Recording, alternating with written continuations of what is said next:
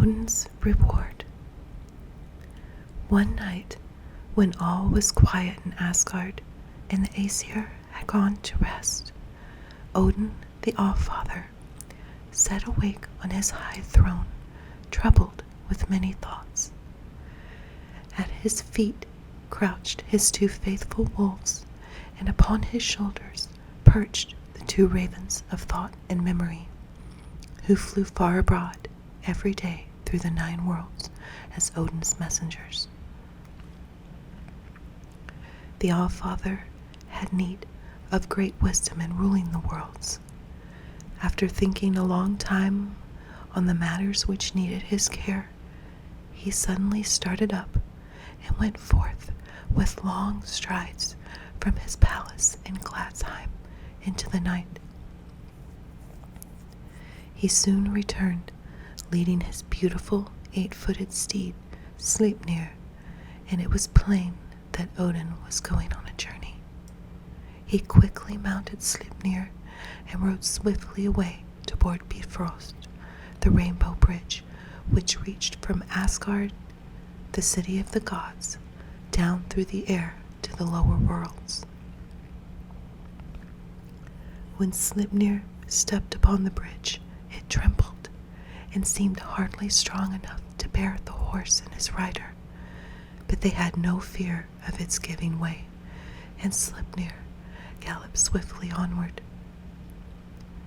Soon Odin saw Heimdall, the watchman of the bridge, riding toward him on a fine horse with a golden mane that reflected light upon the noble face of his rider. "You must be bound on some important errand, Father Odin, to be riding forth from Asgard so late at night," said Heimdall. "It is indeed a most important errand, and I must hasten on," replied Odin. "It is well for us that we have such a faithful guardian of the trembling bridge. If it were not for you, Heimdall, our enemies might long ago have taken Asgard by storm. You are so watchful. You can hear the grass grow in the fields and the wool gather on the backs of the sheep, and you need less sleep than a bird. I myself stand in great need of wisdom in order to take care of such faithful servants and to drive back such wicked enemies." They hurried over the bridge until they came to Heimdall's far shining castle at the farther end of it. This was a lofty tower which placed so as to guard the bridge, and it sent forth into the land of the giant enemies such a wonderful, clear light that Heimdall could see, even in the darkest night, anyone who came toward the bridge. Here Odin stopped a few moments to drink the mead which the good Heimdall offered him. Then said Odin, "As I am journeying into the land of our enemies, I shall leave my good horse with you. There are not many with whom I would trust him, but I know that you, my faithful Heimdall, will take good care of him. I can best hide myself from giants by going on as a wanderer." With these words, the Allfather quitted Heimdall's castle and started off toward the north through the land of the fierce giants. During all the first day, there was nothing to be seen but ice and snow.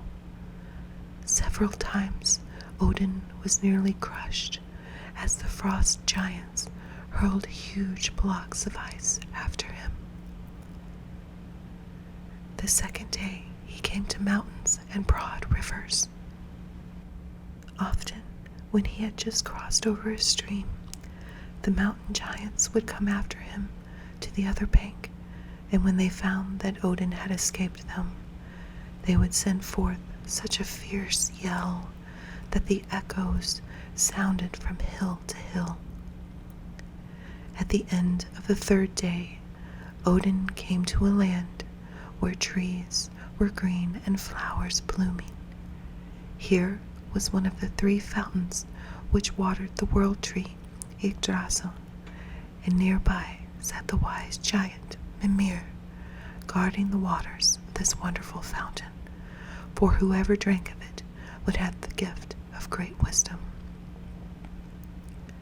Mimir was a giant in size, but he was not one of the fierce giant enemies of the gods, for he was kind and wiser than the wisest. Mimir's well of wisdom was in the midst of a wonderful valley filled with rare plants and bright flowers, and among the groves of beautiful trees were strange creatures, sleeping dragons, harmless serpents, and lizards, while birds with gay plumage flew and sang among the branches. Over all this quiet valley shone a lovely soft light, different from sunlight, and in the center grew one of the roots of the great world tree. Here the wise giant Mimir sat gazing down into his well. Odin greeted the kind old giant and said, "O Mimir, I have come from far away, Asgard, to ask a great boon."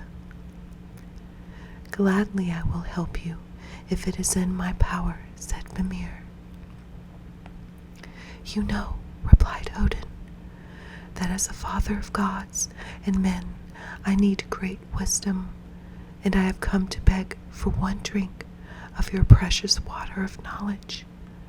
Trouble threatens us, even from one of the Aesir, for Loki, the fire god, has lately been visiting the giants, and I fear he has been learning evil ways from them.